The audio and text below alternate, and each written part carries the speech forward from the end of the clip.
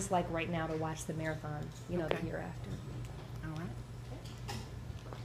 My name is Sally Smith, and I'm from Wellesley, Massachusetts. I reside in Theodore, Alabama now.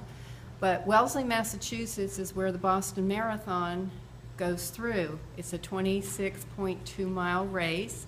And when I was a little girl, I always watched the Boston Marathon. And then last year, I was living here in Theodore, and I turned on the television, and the news came on about the bombing. The first bombing was a little further away from an area that I was familiar with, but the second bombing was actually where I used to work. I worked at a modeling school in Boston, Barbizon School of Modeling, and the second bomb went off there.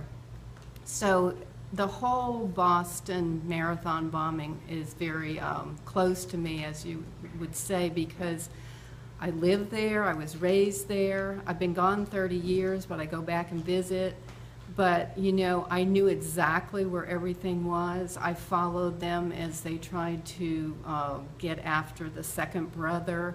And so I knew everything, every detail. So the Boston Marathon bombing definitely has a personal connection with me. So watching it, since you worked so close, did you recognize some of those landmarks that, you know, that they were showing? Yes, I did. Copley Square was where the finish line was. And then the second bombing was on Boylston Street, and I used to work on the second floor on Boylston Street, and exactly where the second one was. And so, you know, everything about it was just very personal because of my growing up in Wellesley, and I graduated from Wellesley High School, and like I said, I always watched every year, the third Monday of April, the Boston Marathon. So the building you worked in, how did it come out? Was it fine, or? The building was fine, it's just that some of the people were injured that were on the first floor, the ground floor. Did you talk to some of those people inside after it happened? Some people that you knew? No, like I said, I used to work there, but I was living in Theodore when it all happened, so I watched everything on TV.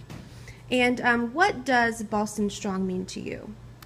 I believe that it means the people are united and they're not going to let this overtake them. They're not going to let this get them down, that they're going to be working together and to prove to further terrorists that this cannot happen again.